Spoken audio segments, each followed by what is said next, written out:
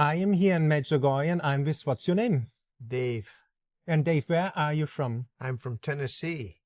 And first time for you here in Medjugorje, Dave? Second time. Why do you come back?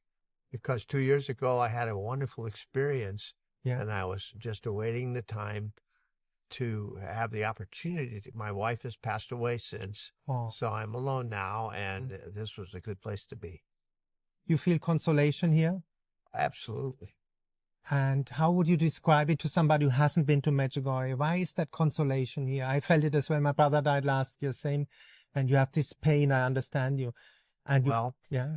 I would say that unless you already have faith, yeah, which is a gift, unless you already have faith, that there would be no sense to come here. Yeah. Because I don't know that people who have no faith would ever bother or would ever believe or would ever take the time or expense. It's not inexpensive, but it's something that was important to me. And I can't call them children. They're not young anymore. I have grandchildren. They all understand that Grandpa needs some time. Some time. I can imagine. I mean, what would you tell people? You are from that generation who have long marriages. 51 years. 51 years. What do you give your children and grandchildren as an advice? How can you have that long marriage, 51 years? Make sure that when you marry, that you marry someone who has the same beliefs as you, or is working on having the same beliefs as you, or you're willing to have the same beliefs as that person. Make sure of that first. That's first and foremost, no matter. And my wife was absolutely beautiful. I can imagine, like you. Yeah. She was absolutely beautiful. I look at her pictures now and show them to people, and I say, well, what I would say is that I got way more than I deserved. But appearance isn't everything, as we discover in our age, in our 70s and older. Yeah. But I would say that as young people date or are involved, thinking about marriage, for instance, that you must have, and I believe that the faith aspect is the most important thing, that you must have the same beliefs. You may not always agree on how you follow your beliefs, but if you don't have the same beliefs, I don't believe that you will have a long marriage. Yeah. Is that clear enough? Yeah, absolutely. So Christ was in the center of your marriage. Absolutely. And it went well. And I was inspired by my wife, who was not Catholic when we met. Wow. And on her own, after we knew each other well, on her own, she went back to graduate school. I was already in the Navy. She went to graduate school and in another city, not far, but I didn't see her like every week. And so one time she called me and she said, what are you doing this weekend? And I said, well, same thing. I'm working on Saturday, not very much time off. I said, why? She said, I want you to come to this city where she was. She said, I want you to come because I'm making my first communion. Wow. And I'm being confirmed. Wow.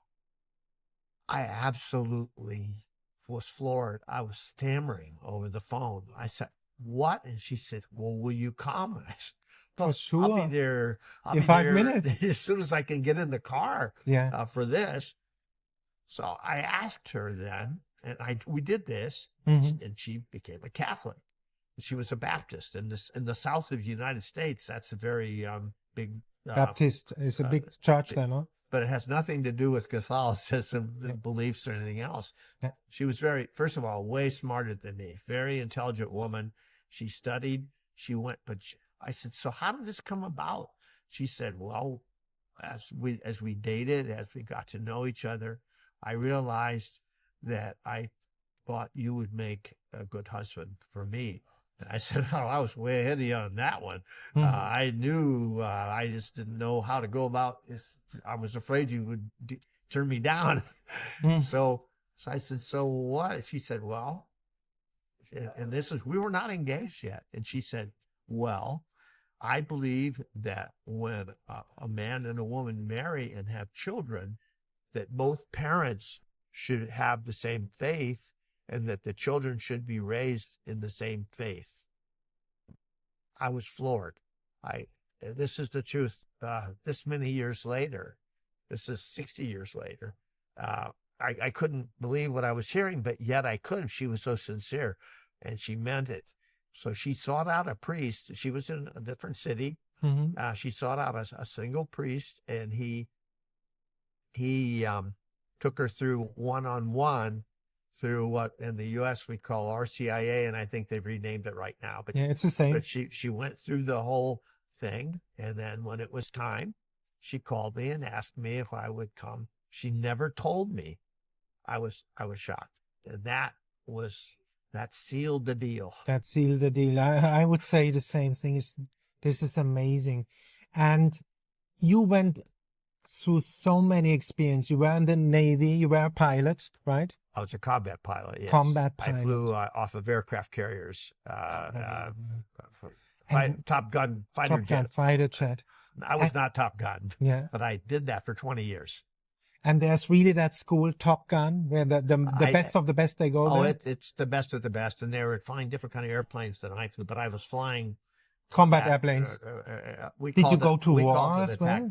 I was actually on my way to Vietnam and the late part of the war, and for whatever reason, politically, they changed our aircraft carriers mission, and they said, never mind, you're not needed there now.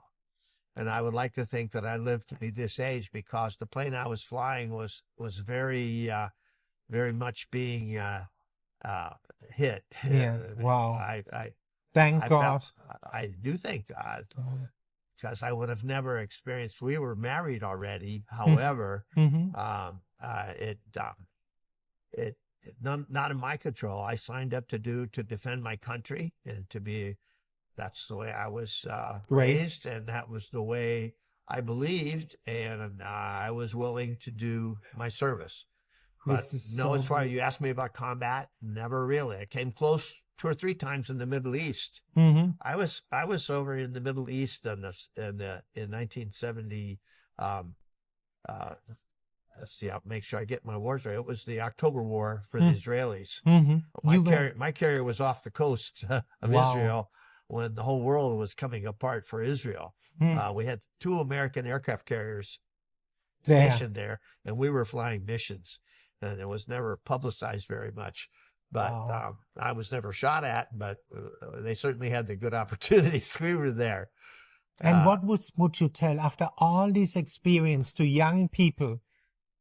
What is your life advice to an 18-year-old starting the life? My life is, if you're a patriot in your country, and I realize that what we're doing here will go to people from many different countries.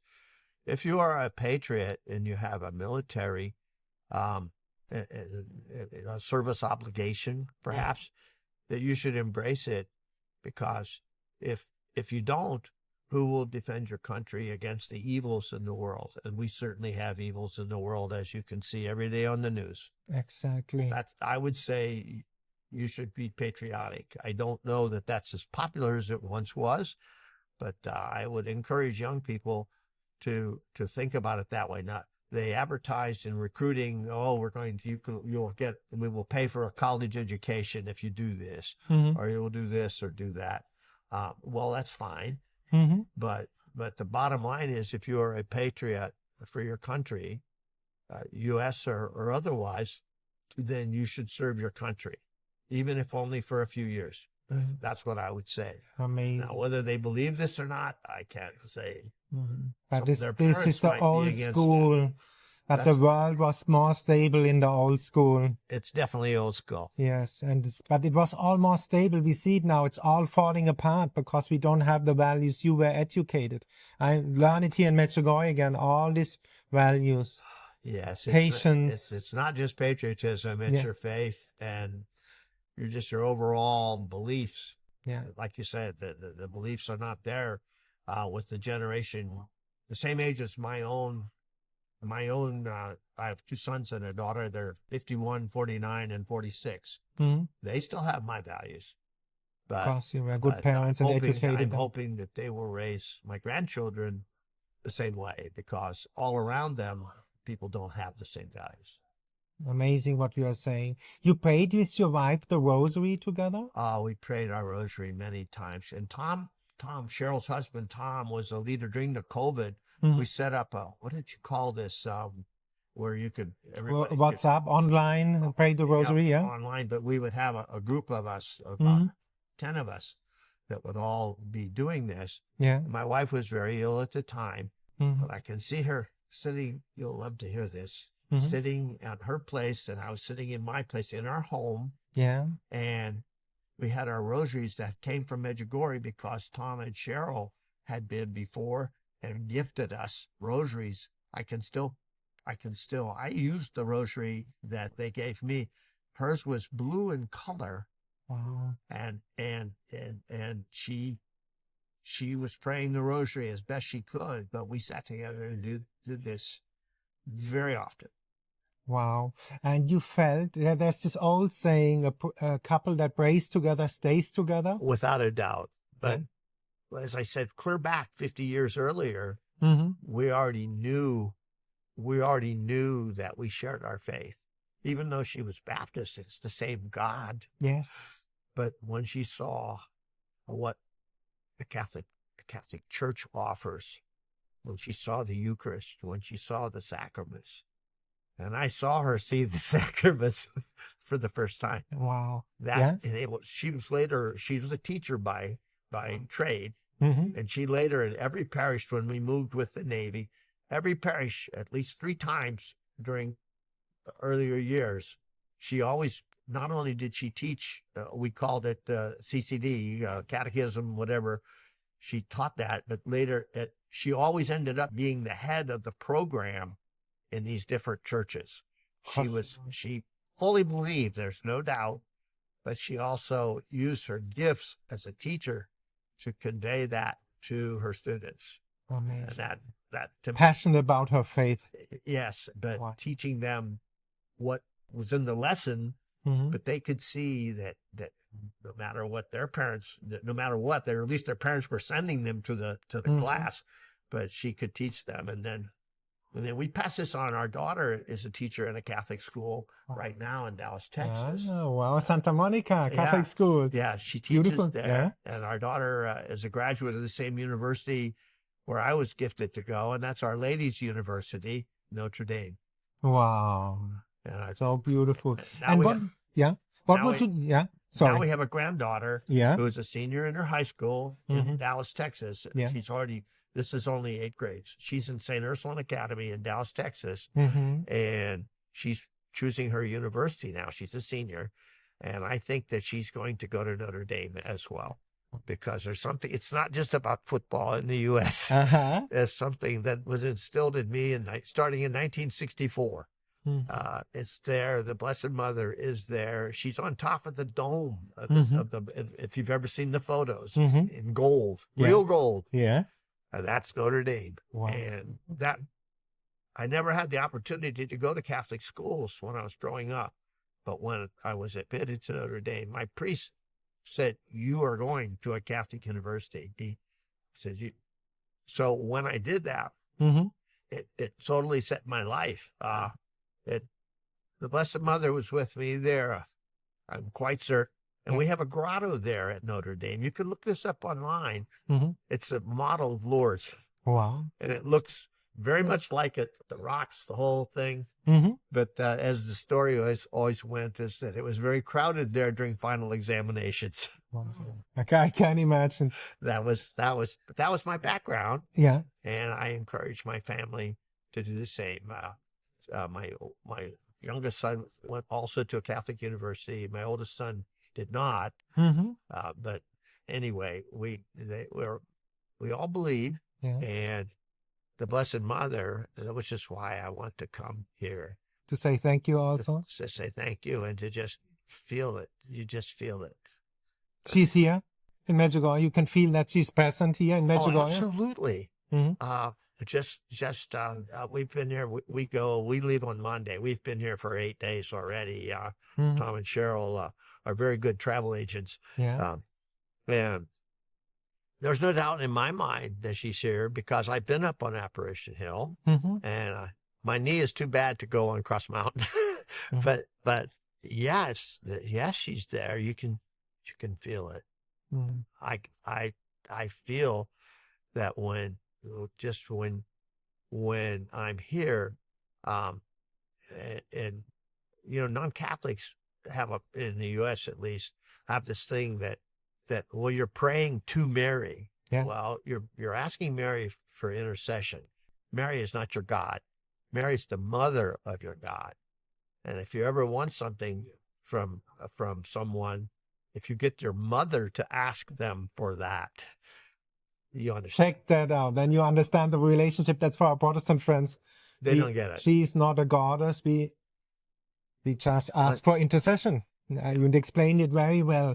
And if I may ask, you had a long marriage. When problems came up, how did you solve the problems? A lot of people pray. You pray together? But also we believed so strongly that when we married, in sickness and in health, and rich and poor, all the vows, those vows things. Yeah. We believed them, and we talked about those. And it was especially difficult if I would leave for 6 months to go on the aircraft carrier and go away, and she would manage our 3 small children. She was up for it, but she was the perfect mother, and that inspired me sometimes. And if she were here to ask you, she would embarrass me by saying that I inspired her. So that I'm talking about spiritually. And that was the relationship we had. And no one is married for 51 years that has no disagreements or whatever. But it came down to, there was never a way ever that we would separate or we would divorce. So that was never a thought. That's my blessing to me. But that's when I say I was so fortunate in my marriage. And how did you meet her? Did you knew when you saw her the first time that's the person for your life? She was so attractive. How could I not? Yeah. No, really. And the more I knew her father was a career Air Force pilot. As well. He flew in World War II, as a matter of fact. And he and I hit it off perfectly when we started dating. But we often told people in later life, we knew after our 3rd time, just having a date, 3rd time, that we had both found each other. Yeah. That was so beautiful. It's a great story. Yeah. But it's the truth. Yes. And confession is so important here in Medjugorje. What would you tell young people? What is the beauty of confession, of a Catholic confession? Once you believe that you're absolved, that you can make mistakes, that you can sin. We're all sinners. And even the Pope would tell you that he's a sinner. I don't know how that works, but I've never heard a priest that ever wouldn't say, I too am a sinner. I don't want to know why. But when you're talking to a young person who may think, well, I've really messed up now. This church thing is not working.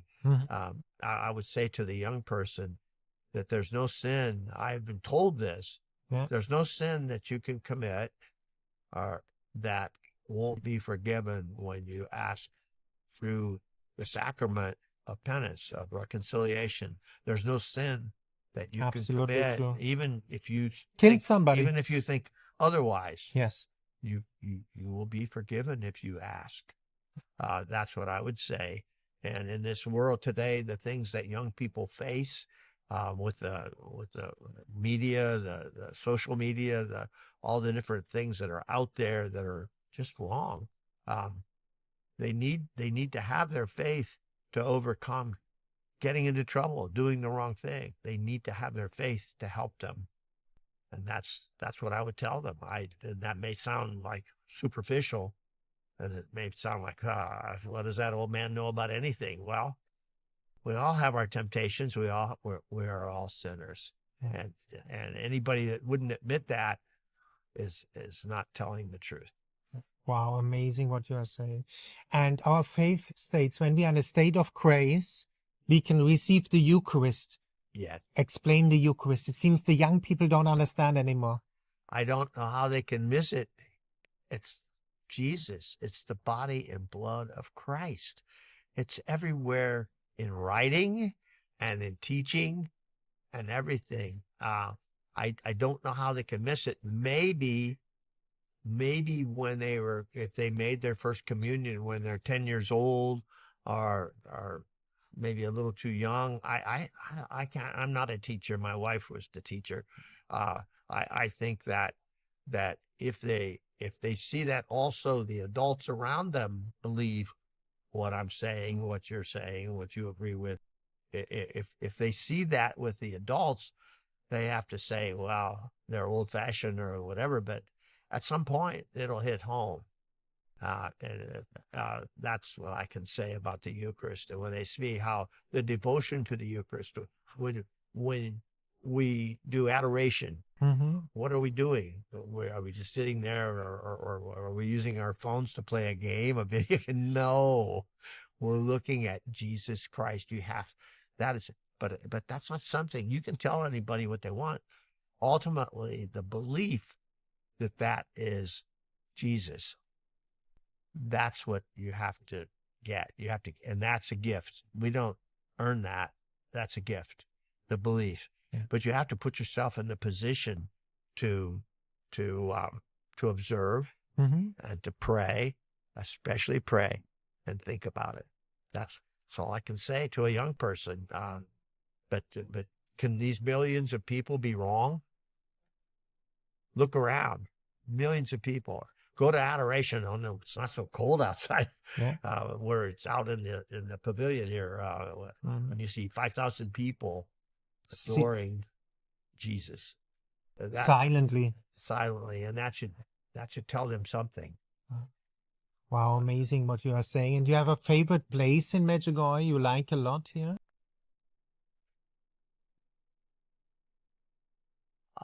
It may sound funny. I sing. I've been gifted with singing, but when it was our group's turn to have the ministries and everything, I was nominated to be one of the people to pass the collection at the church. There were 4 of us. What am I getting to? Well, we did what we were supposed to do. We come back and we give the sacristan the basket, and then we sit down. I am 5 feet away from Melinda. And you know who I'm speaking of. Yes, Melinda, the violin player here in Medjugorje. When she plays the violin or when she sings, I feel like I'm next to a saint. I've never heard anything.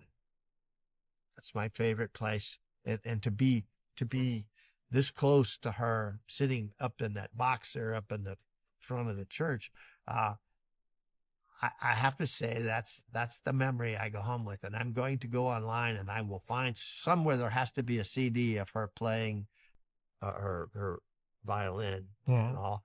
But every time I see her now around, I saw her today twice. She will look and she will smile. Now, whether she recognizes me from the thousands of other people that are here, I don't know. But she has to be a saint here on earth. That's my opinion.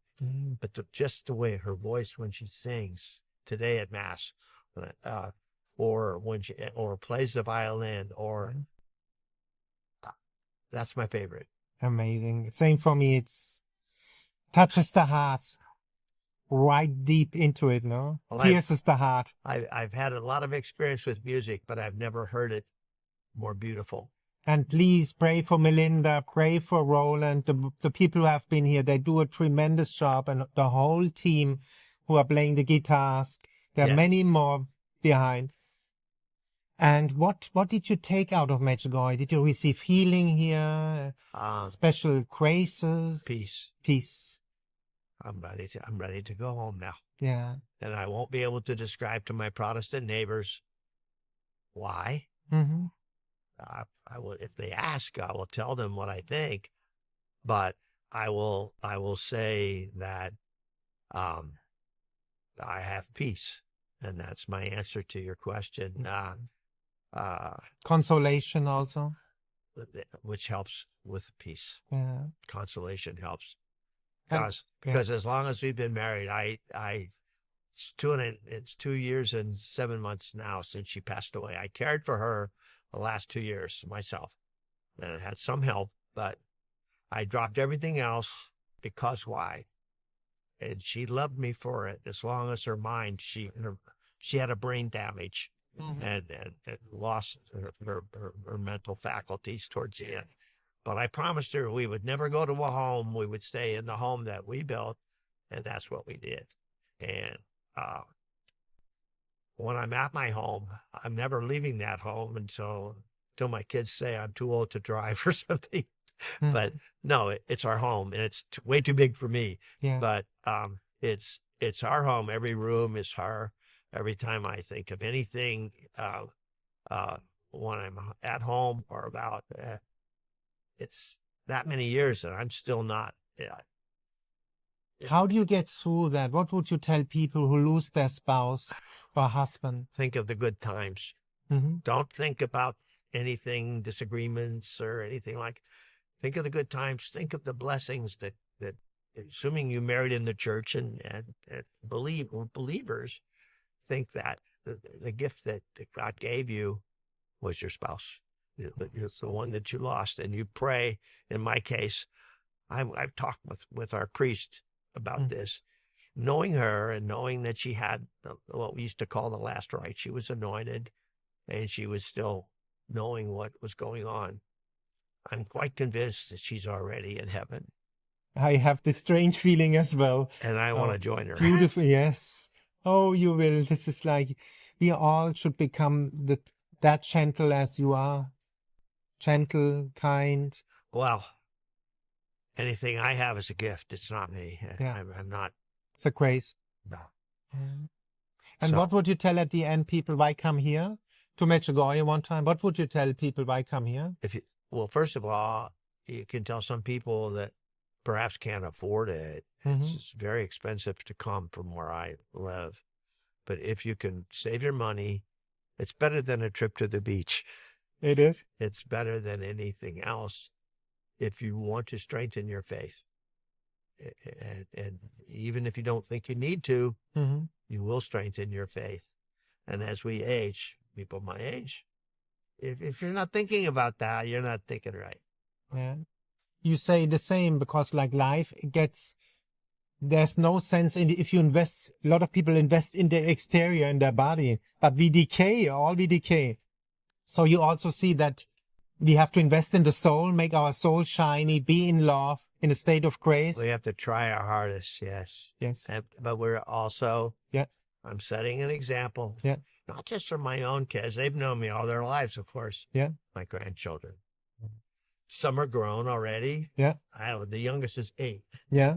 8, 10, 13, 17, 19, 24, and 26. That's Wow, my grandchildren. beautiful. And what do you want to tell them here in Medjugorje? What would you tell them, yeah? You want to say hello and say... Well, I don't know that they would ever see this, but I would tell them that Grandpa's doing fine. And the reason is that I'm close to Jesus and I'm close to Mary. And this is, I think, as close as you can get. Wow. Thank you so much for that interview.